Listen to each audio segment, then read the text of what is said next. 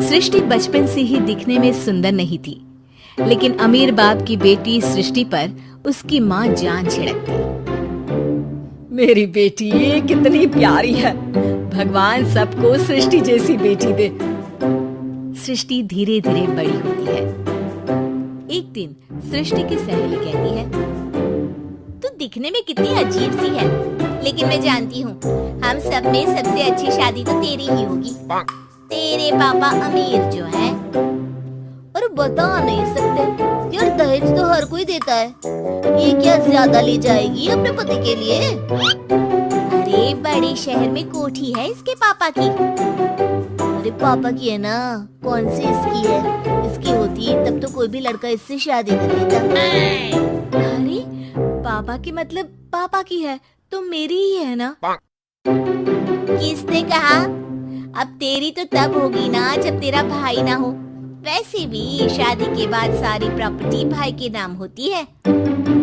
सृष्टि समझ जाती है कि उसे किसी भी हालत में माँ बाप की सारी प्रॉपर्टी को अपने नाम करना है, लेकिन कैसे? एक दिन सृष्टि का भाई शीनू कहता है, बहन क्या कर रही है? तुझसे एक बात करनी है। अरे हाँ करना, मैं तो तेरी बहन हूँ। बहन मेरी लाइफ में ना एक लड़की है, बहुत अच्छी है। मैं सोच रहा हूँ माँ और पापा से बात करूँ शादी के लिए।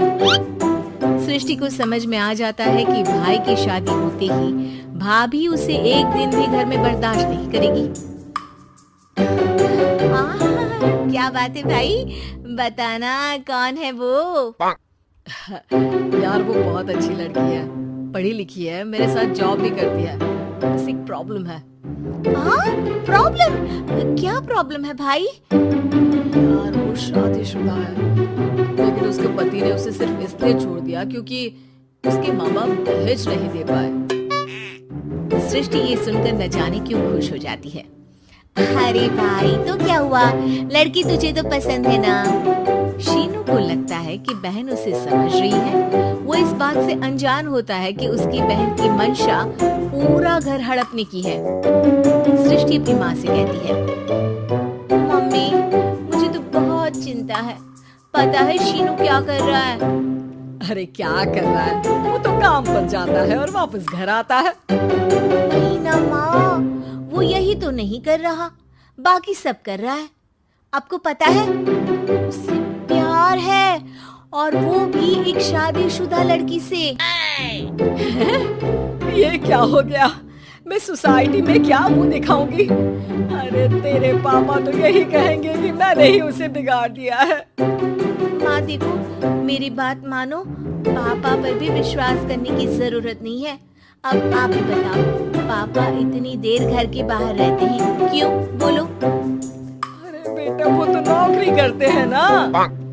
तू बहुत भोली है माँ, पापा का ऑफिस तो 7 बजे खत्म हो जाता है, लेकिन देखो कितनी देर से आते हैं। अरे नहीं बेटा, ऐसी कोई बात नहीं है। सृष्टि माँ को एक औरत से बात करते पिता की फोटो दिखाती है। देखो माँ कैसे हैं पापा, मैं ना कहती थी कि पापा सही नहीं है। मैं तेरे पापा से बात करूंगी, दे फोटो मुझे। ओह माँ, वो तो डिलीट हो गई। लेकिन चल, तूने तो देख लिया ना, पापा से बाद में बात कर लेना। और हाँ, मेरा नाम बिल्कुल मत लेना। हाँ माँ।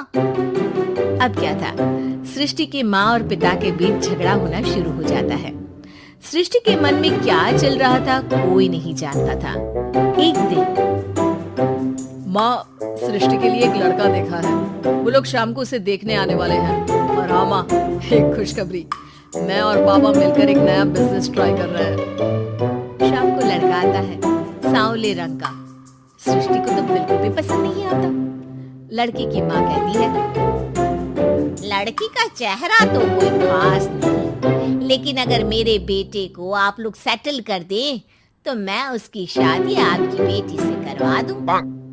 सृष्टि को लड़का बिल्कुल पसंद नहीं था। उसे भाई पर गुस्सा आ जाता है। लड़के वालों के जाने के बाद कहती है, माँ देखा शीनू मेरे लिए कैसा लड़का लेकर आया, न दिखाने लायक न सुनने लायक, सेटल भी नहीं, वो भी हम करे। अरे माँ, मैं जानती हूँ ये मेरी शादी किसी भी घर में क्यों करवाना चाहता है। अरे कैसी बात कर रही है बहन? तूने तो देखा ना, लड़के को मैंने ही मना कर दिया तुझसे शादी के लिए। जिसने लड़का बताया था उसने उसकी बहुत तारीफ की थी। बात आई गई हो जाती है, लेकिन सृष्टि का मन शांत नहीं होता। क्या करूँ, कुछ समझ में नहीं आ रहा। मेरी शादी हो गई तो ये लोग पूरी प्रॉपर्टी शीनू के नाम कर देंगे। मेरे हाथ तो कुछ लगेगा ही नहीं। तभी सृष्टि को आइडिया आता है। वो किसी वकील को फोन करती है। जी देखिए, अगर आपके मम्मी पापा का तलाक हो जाता है तो आपके पिता की आधी प्रॉपर्टी आपकी माँ के नाम हो जाएगी। फिर उसे वो किसी को भी दे सकती है। सृष्टि अब माँ को बेटे के खिलाफ करती है। माँ, शीनू पर नजर रखा करो। वो जिस लड़की के प्यार में है ना, वो शादीशुदा है। यहाँ आएगी, सारा पैसा, रुपया, जमीन, जायदाद सब हड़प लेगी। पापा का भी हाल तुमसे छुपा नहीं है।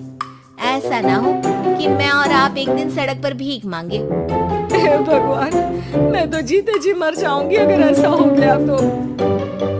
ऐसा हो गया नहीं माँ, ऐसा ही होगा। अभी समय है, आगे का सोच लो। मैं तो कहती हूँ पापा से आधी प्रॉपर्टी लेकर अलग हो जाओ।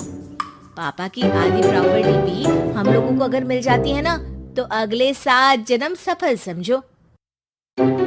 बेचारी माँ बेटी के कहने पर पति से तलाक लेकर अलग हो जाती है। सृष्टि अब पैसों से गाड़ी और अपने दूसरे महंगे शौक पूरे करने लगी। उसके दोस्त भी उसके पैसे इस्तेमाल करते। सृष्टि, कल तुम कहाँ थी? मैं सारा दिन घर पर अकेली थी। तो मैं क्या करूं? मैंने ठेका तो नहीं लिया है ना तुम्हें संभालने का। माँ को सृष्टि से ये उम्मीद नहीं थी। वो बैठकर रोने लगती है। वहीं उसका पति यानी कि सृष्टि के पिता आ जाते हैं। मैं जानता था कि तुम्हारा यही हाल होगा, तो आपने मुझे रोका क्यों नहीं? मैं रोकता तो तुम रुकती क्या? सृष्टि के कहने पर तुमने मुझ पर अपने बेटे पर शक किया, लेकिन तुम ये भूल गई कि कैसे हम दोनों ने मिलकर जीवन में इतना सब खड़ा किया। माँ पति के गले लग जाती है। मुझे माफ कर दीजिए, मैंने आपकी कमाई का एक बड़ा हिस्सा गवा दिया।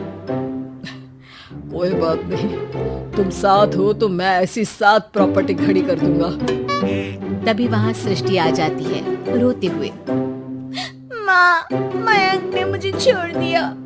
वो बोल रहा था जब तक मेरे पास पैसे थे तब तक ही वो मेरे साथ था।